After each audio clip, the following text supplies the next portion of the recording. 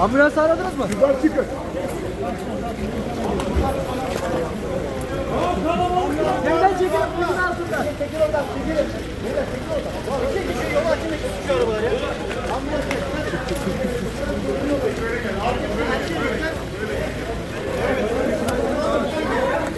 Kıymetli ağırlı kardeşlerim, evet 2026 kış sezonu kentimizde belki ülkede de diyelim kışımız ağır geçti, çetin geçmiş olabilir.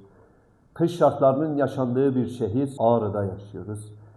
İzmir'de yaşamıyoruz, Ankara'da değiliz, Manisa, Muğla, Ege, Akdeniz'de değiliz. Doğuda Serhat ilindeyiz, Ağrı'dayız. Kış şartlarının ağır geçtiği bir memleketteyiz, bir kentteyiz. Önümde bulunan 2 tane karne, bu 2 karneyi birincisini Ağrı Belediyesi, diğeri ise Karayolları 123. Bölge Şefliğine armağan etmek istiyorum, vermek istiyorum. Bu 2 kurum da maalesef üzülerek ifade ediyoruz, sınıfta kaldılar.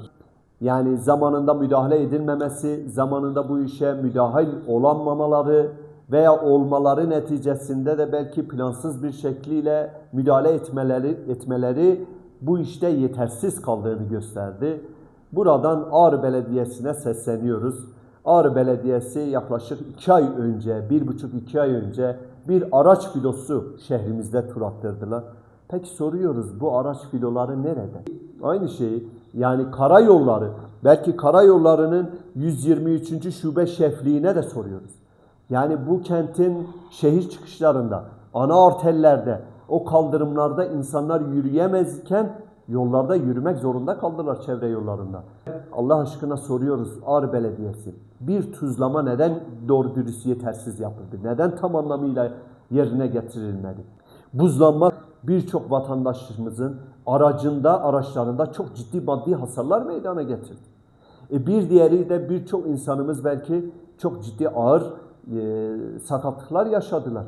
Ağır mağduriyetler yaşadılar. Yani karda, buzda düşüp belini kıran, kafasını kıran birçok sorun ve sıkıntı, çatıdan düşenler. Peki bunlar önceden planlanamaz mıydı? Bu bina sakinlerine bu önceden anons edilemez miydi? Falan gün, falan tarihte kar yağdıktan sonra bu karlar temizlenmese ciddi anlamda bu konuda belediye olarak bunlara anons edilseydi ve bir seferde kar toplamı götürülemez miydi? 2026 yılında Ağrı'nın bir evladı olarak, Ağrı'da bir siyasi parti olarak elimizden de ne geliyorsa yapmaya hazırız. Bu anlamda bir organizasyon yapılacaksa bu organizasyonu oturalım, beraber masaya yatıralım. Yapılması gereken, atılması gereken adımları hep beraber bu şehrimiz için, bu kentimiz için atalım.